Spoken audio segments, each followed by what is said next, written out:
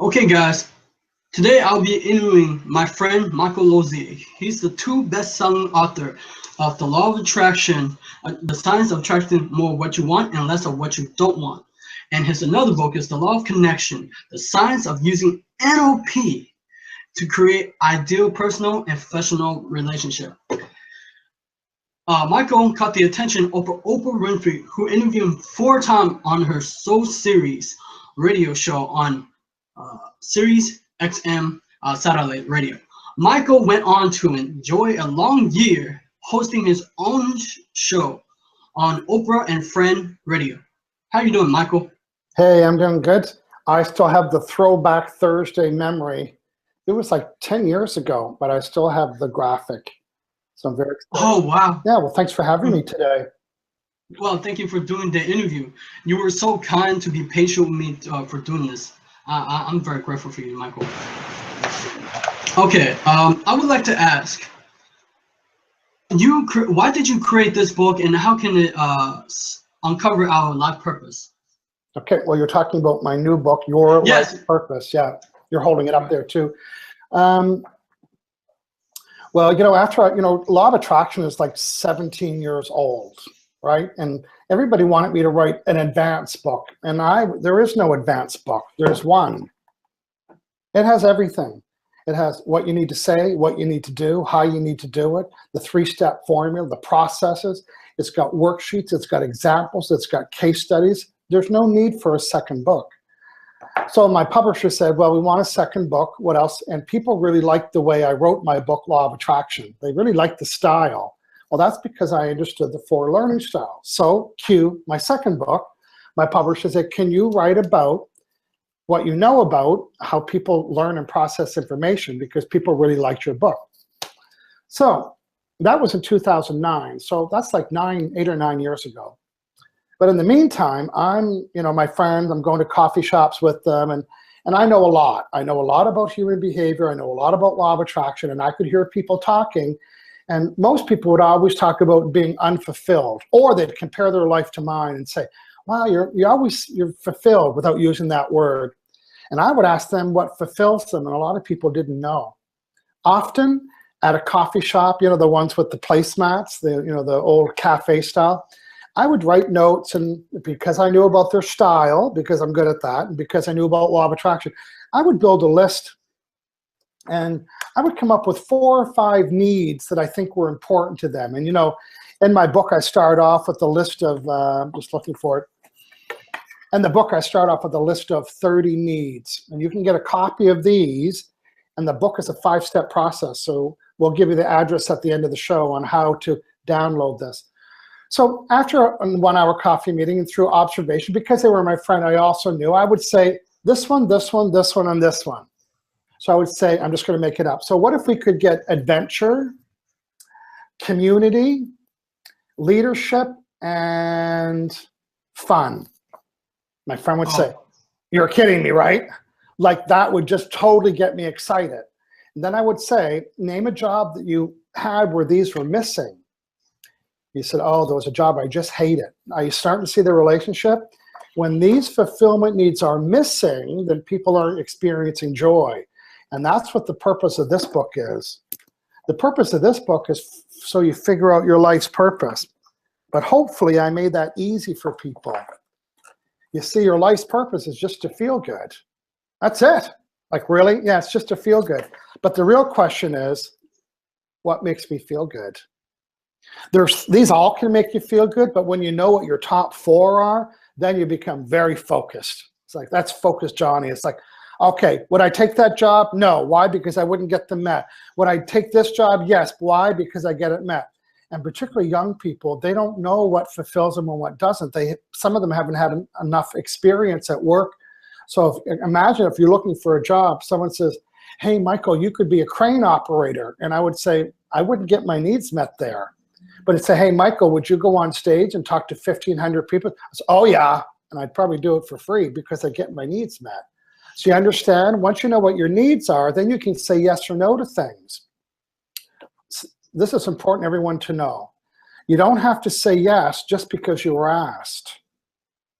Just because you were asked to offered that job doesn't mean you have to say yes. Just because somebody suggested that you should be doing this, you don't have to say yes. But people don't know what their guidelines should be. This is your guideline. Find out what's important to you, and then you have boundaries, and nobody can argue with me. I'd say, no, I was asked once to go to China to talk to 15 people for 30 minutes in English and have it translated. I said, no. Dude said, it's a lot of money. I said, no. It's a 16-hour flight plus a day just to recoup and get over the time zone. So that's 4 days out of my life, because it messes up a day. 4 days out of my life to talk to 15 minutes? Absolutely not. I would get nothing met there. My needs would not be met there. But if they had said, we've got 1,500 people and you're on stage for 2 hours, I'll say, book me on the next flight, because my needs would get met differently. That's why it's important to know. So again, your life's purpose is to feel good or experience joy. The real question is, what brings me joy? So in the book, I narrow it down. So make a long story short, I wrote the book because I would give people such aha moments in the coffee shops and restaurants. Then 5 years ago, I'm in Malaysia. I'm on a tour in Malaysia, and there was 2 couples in the car, and they were taking me to the event, and they were my sponsors, right? As soon as I get in the car, the driver, my friend, said, we always hear you talking about being fulfilled and not fulfilled. And because they asked me to do a lot of things when I'm there. Hey, would you like to do this? And I would say, not really. This, how come? I said, well, honestly, I wouldn't be fulfilled. So they heard that as like something they wanted to have. They wanted that skill set to know, right? So we're leaving Kuala Lumpur. We're going to Penang. It's about a 3-hour drive. And we already planned 2 food stops, because that's all they do in Malaysia is eat. So in that 3-hour drive, we were having 2 picnic stops. We get in the car, we're going an hour, and I'm asking the driver, Siva, questions. And I'm asking him different questions, and I'm trying to figure out which one of these are his. And so we stopped at this picnic area in Malaysia, and we had something to drink, and we sat down, and I told my friend, I said, well, I finished the exercise, and I think I know what fulfillment needs are important to you. And he said, and I was taking notes in the car, and I said, I think they're this. I think they're this one, whatever. This one, this one, this one. And his wife was the teen there. She said, oh my God, Michael, did you ever nail that? And I always like to ask this question. Can you remember a time when you didn't get those met? And him and his wife at the very same time said, a job that he had 4 years, he hated it. Why? Because these were missing. So I was pretty proud, you know. I thought, oh, wow, I helped him with this process. And then his wife said, oh, I did mine too. I said, what? So the 3 people in the back seat all did it. So what I thought was a very intuitive, complicated subject was really the process of elimination, much like Survivor. So they were in the back seat, quiet as church mice, and they were figuring it, and they all said, well, here's what I think mine are. And they were so excited, and they refer to these fulfillment needs all the time. So that 2-hour drive with the picnic stop told me that it's not an intuitive process that I thought I had. It's actually a process that's duplicatable, which birthed the book, Your Life's Purpose. Yeah, you make it very simple to understand. All of your books are very easy to understand. Thank you so much. Well, that's the compliment is because of the NLP. It's understanding the 4 styles. So even though I was just teaching right now, I was showing stuff, I was duplicating stuff, I was asking questions, I was repeating stuff. So I was tapping into all the styles when I was doing that. Right. And in your book, you talk about reframing. And can you go into depth what is reframing and how can we use it? Yeah, well, the word reframing is an NLP distinction. It's a word from NLP, and it's a very important word. Now, to reframe something, like, you know, there's a picture behind me, reframe it physically means to put a new frame around it. And you know what? The picture would look different. It had a black frame. So when you reframe something, it means you're looking at it differently. So instead of from over here, I'm looking at it from over there. So for example, I live in Canada. I live on the West Coast, north of Seattle on an island. And it's like Seattle with the rain.